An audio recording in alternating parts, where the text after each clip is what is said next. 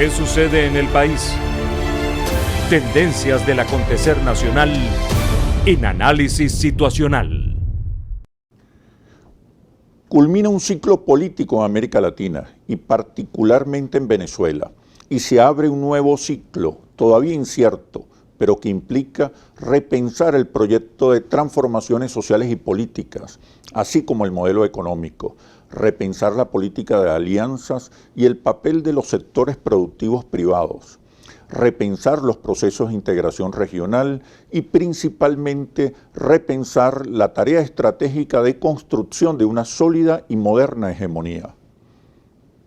Las fuerzas de la derecha y el imperialismo norteamericano han ido reconquistando espacios políticos y sociales en el continente, en algunos casos aprovechando los instrumentos de poder del propio Estado, como el Poder Judicial y el Legislativo, para derrocar a gobiernos progresistas, como fue el caso de Honduras, Paraguay y Brasil, a través de contundentes golpes parlamentarios.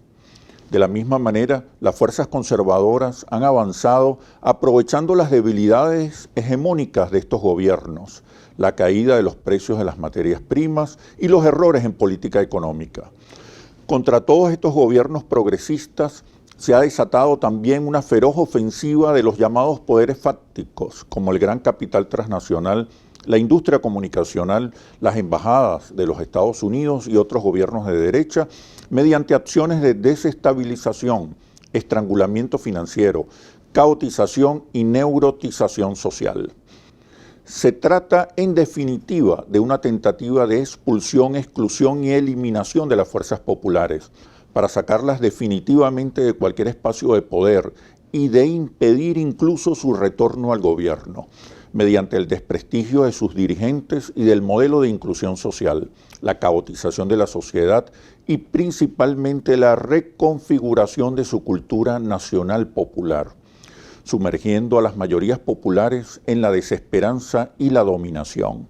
Sin embargo, no se gana una guerra solo aprovechándose de las debilidades del adversario, sino se cuenta con profundas y vigorosas fortalezas propias.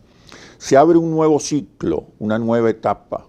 Para el chavismo en particular, este nuevo ciclo significa repensar el modelo económico para resolver el problema del desabastecimiento y la inflación, principalmente, así como enfrentar la ineficiencia y la corrupción con mano de hierro.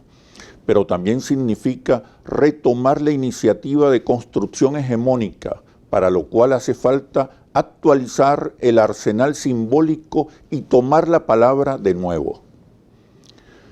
Para analizar esta situación y estos escenarios, hoy nos acompaña Vladimir Adrianza, profesor universitario, economista, experto en geopolítica energética y geoeconomía, aspirante a diputado en la Asamblea Nacional Constituyente.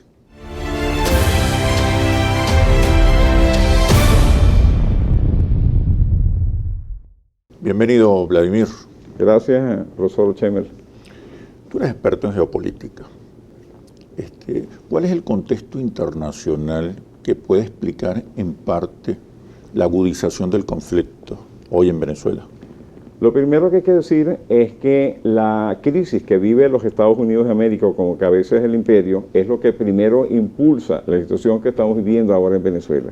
Es evidente que hay una confrontación que podríamos llamar tripolar en estos momentos entre los intereses que gobiernan a los Estados Unidos y las corporaciones que están en torno a lo que podríamos llamar la triada Estados Unidos, Europa y Japón, con respecto a lo que es la postura de China y la postura de la Federación Rusa en estos momentos. Evidentemente ahí se centra el conflicto, toda vez que Estados Unidos acaba de asumir un presidente que él ha definido que con su frase Make America Great Again y America First, indiscutiblemente ha puesto sobre el tapete la importancia de volver a esquemas literalmente hegemónicos por parte de los Estados Unidos. ¿Qué importancia tiene Venezuela?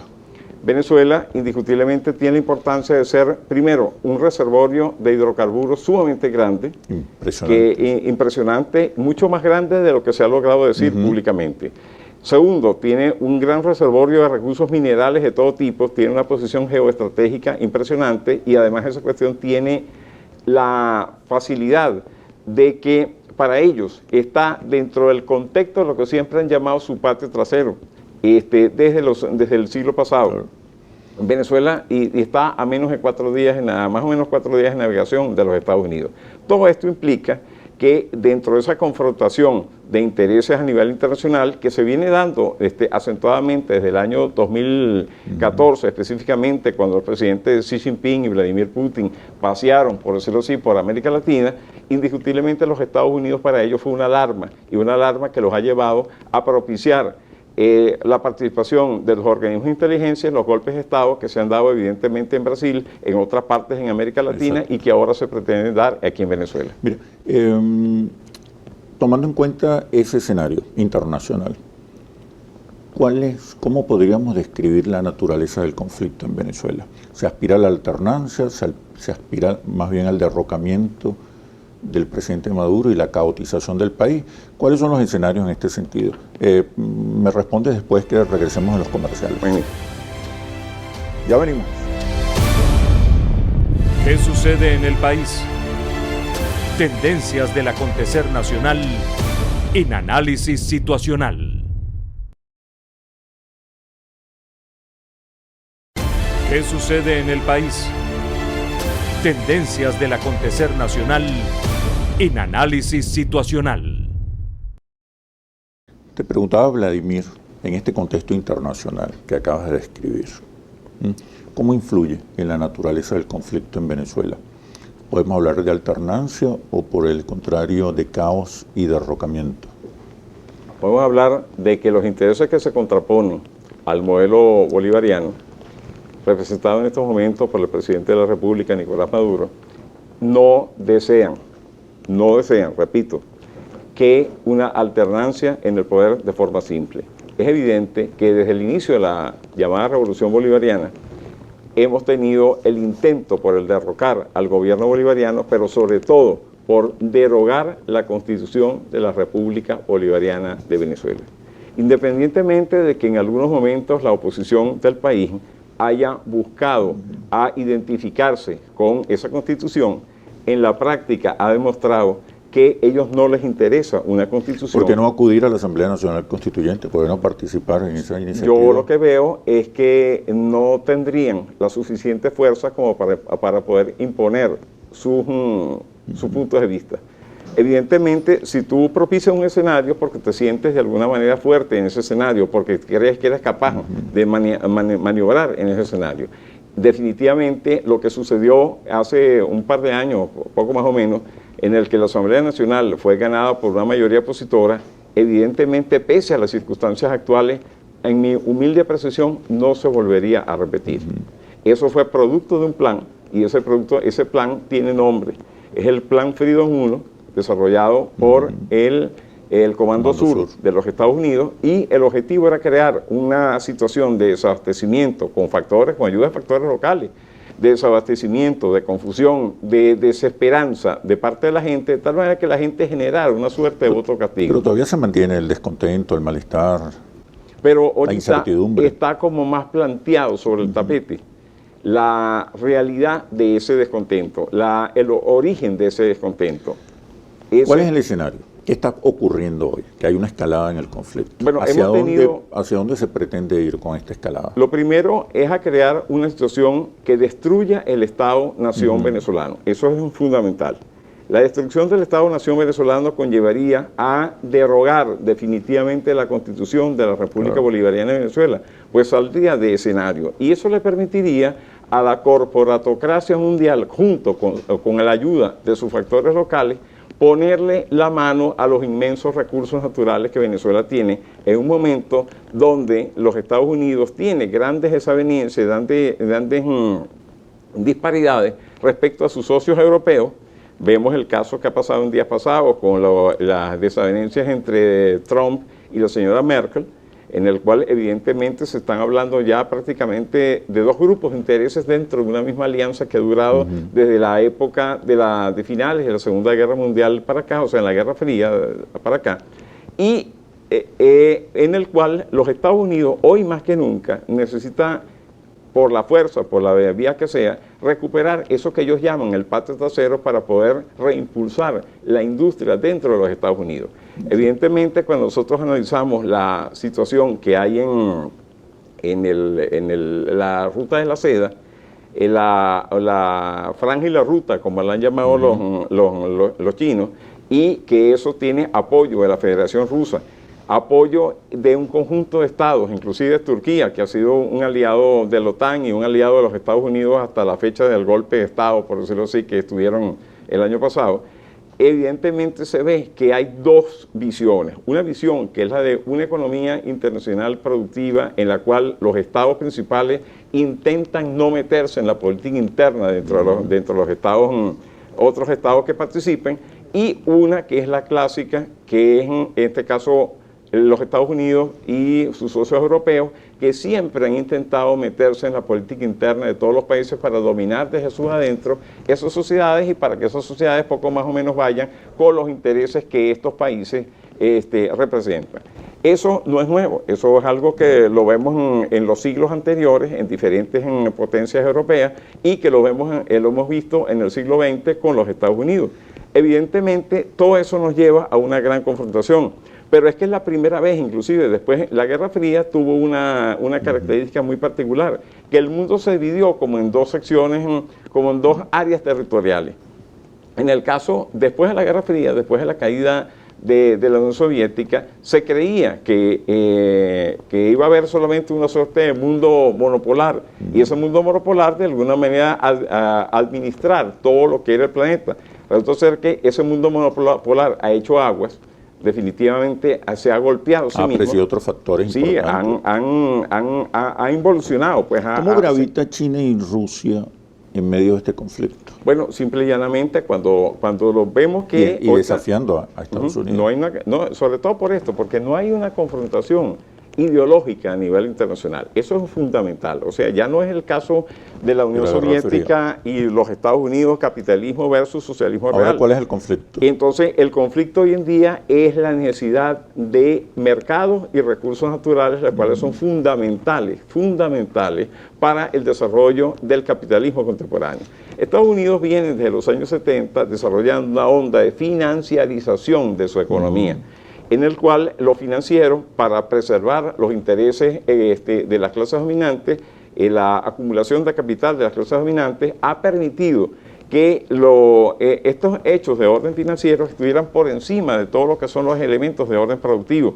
Eso, junto con el caso del neoliberalismo, de buscar otras latitudes donde la mano de obra sea más barata y eso facilite, por supuesto, todo lo que es la acumulación de capital, ha llevado a que el propio Estados Unidos, que es lo que plantea Donald Trump, se ha descapitalizado, por decirlo así, de empresas productivas, manteniéndose en una economía de servicios, una economía financiarizada, una economía donde el dinero, el dólar, es la acumulación del dólar, la acumulación de dinero en los paraísos fiscales y otras entidades es lo más importante. Sin embargo, eso se ha venido viniendo abajo, toda vez que hoy en día tiene un país como la China, le está, diciéndolo en buen criollo, latiendo en la cueva, tiene una capacidad productiva inmensa. Alemania, inclusive dentro de la Unión Europea, tiene una capacidad productiva inmensa, necesita colocar también esas exportaciones en diferentes partes del mundo, y los Estados Unidos, que era el sitio donde venían todas esas exportaciones, tiene la deuda externa más grande del planeta,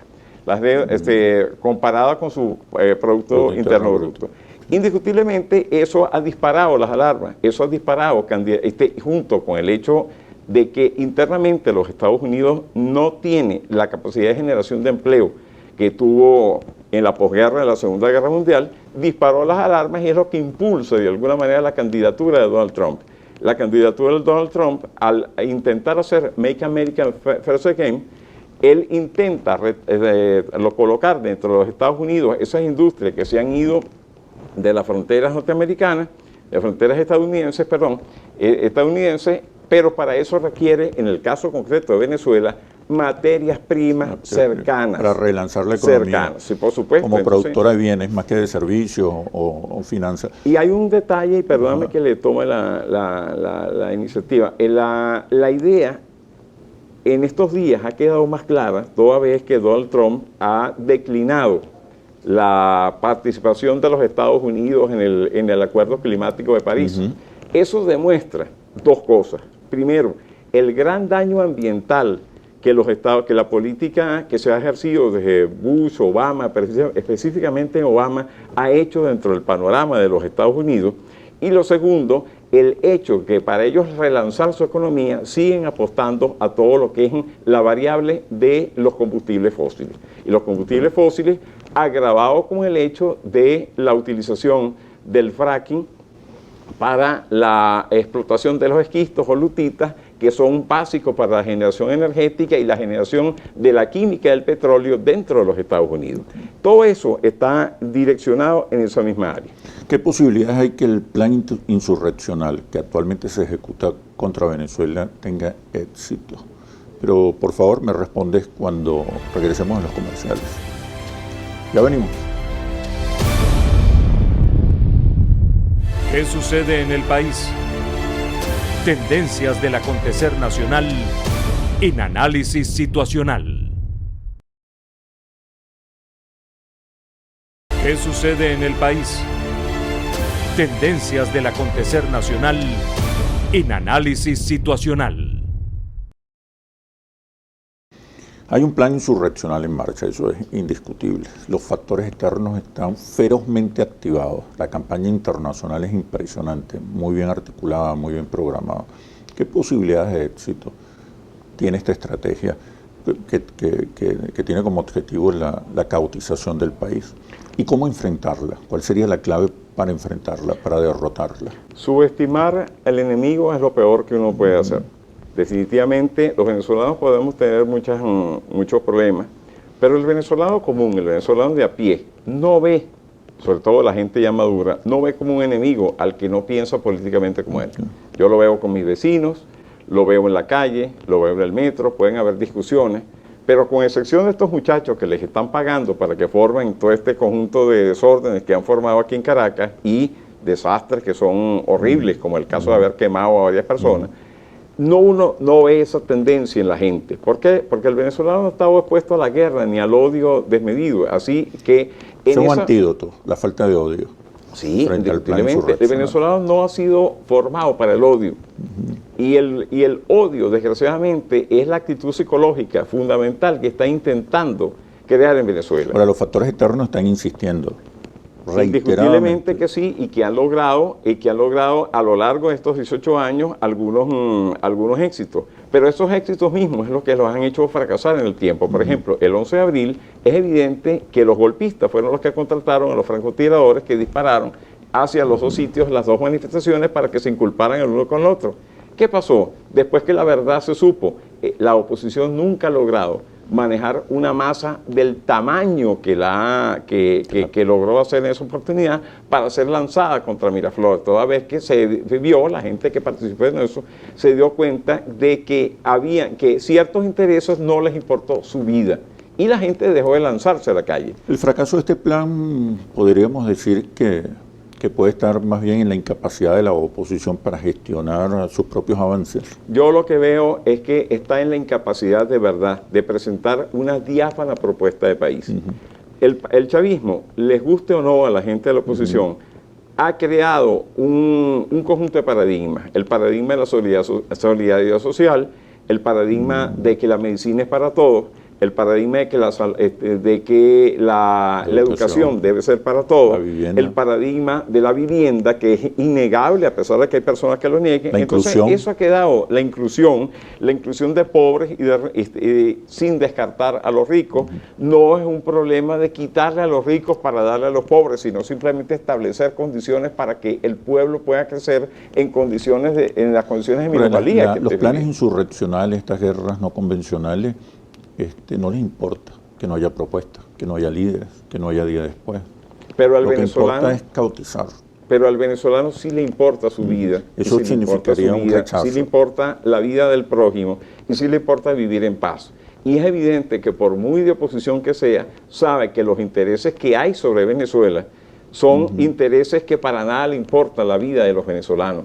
Y ese para nada le importa la vida de los venezolanos es importante a la hora de tomar una decisión, inclusive a la hora de decidir ¿Cuál es la solución de que Venezuela requiere ahorita? Las encuestas que usted ha hecho son maravillosas en términos de poder decir que la gran mayoría de los venezolanos, por encima del 80%, quiere una salida en el marco de la Constitución de la República Bolivariana de Venezuela, la paz, la quiere estabilidad, llegar a sus lapsos electorales, quiere que hayan elecciones, quiere que haya paz, porque solamente en la paz se construye, en lo demás se destruye. Y si el 80% de los venezolanos dicen eso, que haya una pequeña parte que no piense eso por la razón que sea, sigue siendo una minoría, y esa minoría no va definitivamente a tumbar lo que la mayoría, más allá de chavistas opositores, quieren para Venezuela, que es la paz. Bueno, Vladimir, muchísimas gracias por este análisis situacional. Gracias a usted por la invitación, profesor. Y ahora las conclusiones. No importa la posición política ni la condición social, los venezolanos no podemos desconocer ni subestimar los intereses internacionales que están alimentando el conflicto político interno para recuperar su dominio sobre Venezuela. Hoy la confrontación más importante es entre la pérdida de la soberanía y la fragmentación territorial de nuestro país, versus la independencia, la integridad y la cohesión de la República. Los venezolanos queremos un país de paz y de oportunidades para todos, en un clima de estabilidad y convivencia. Así culmina este análisis situacional. Los invito a seguirnos por nuestras redes sociales @interlaces y @asituacional o visite nuestro portal interlaces.com. Soy Oscar Chemmel y los espero en un próximo análisis situacional. Hasta pronto.